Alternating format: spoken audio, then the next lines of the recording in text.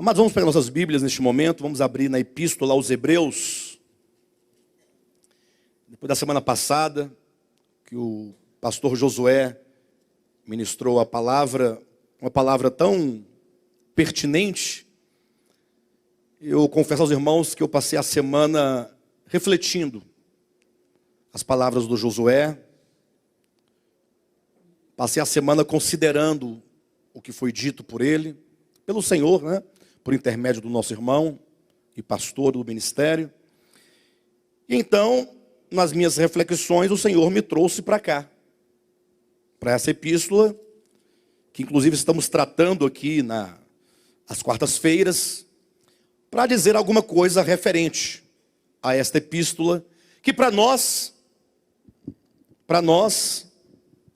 esse microfone, depois que o irmão cantou, ele queimou algum fio aqui dentro. Cadê o Léo? Tá aí? Ele ficou assim meio drive.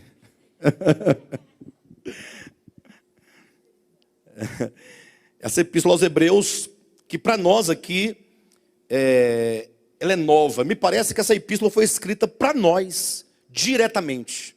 É lógico que foi escrita para nós enquanto igreja. Porém, quando o apóstolo escreveu a epístola aos Hebreus, ele tinha um público-alvo imediato. Aqueles para quem ele queria dizer algo imediatamente. E nos alcançou no tempo, né? Porém, pela nossa experiência de vida enquanto igreja, quando eu leio essa carta, é como se ela tivesse escrito para nós diretamente, imediatamente. Como se nós fôssemos o alvo principal e imediato dessa carta.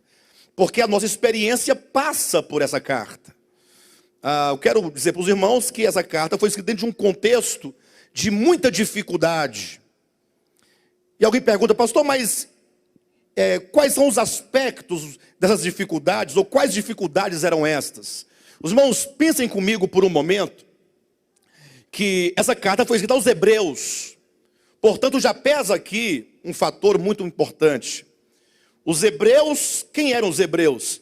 Ora, é aqueles filhos na carne de Abraão, Isaque e Jacó, discípulos de Moisés. Os irmãos podem colocar dessa natureza que vai ficar certinho.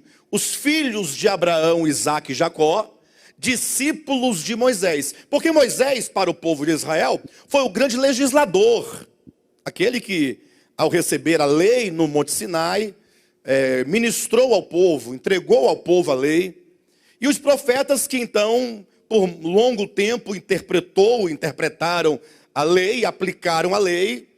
E depois ainda vieram os escribas, aí depois vieram ainda os fariseus, os saduceus, os zelotes, ou seja, um tanto de lideranças e de seitas dentro do judaísmo, que fez do povo de Israel um povo devotado, a despeito de qual linha eles fizessem parte, mas um povo completamente devotado à religião judaica.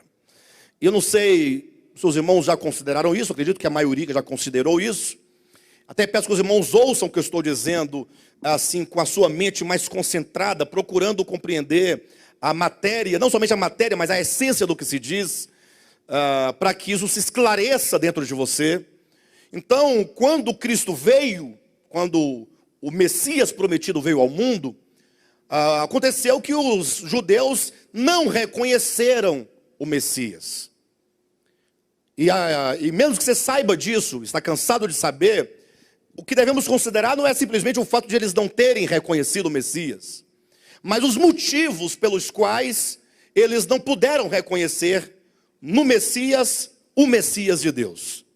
É que a doutrina que eles haviam recebido na tradição, desde Moisés, e agora passando pelo filtro e pelo olhar dos escribas, dos fariseus, dos anciãos, dos zelotes, dos essênios e de tantos outros, acabaram que eles não reconheceram aquela doutrina judaica na pessoa do Messias. O Messias, para eles, era um estranho, porque o Messias, ele trouxe a essência daquela verdade, dada por Moisés.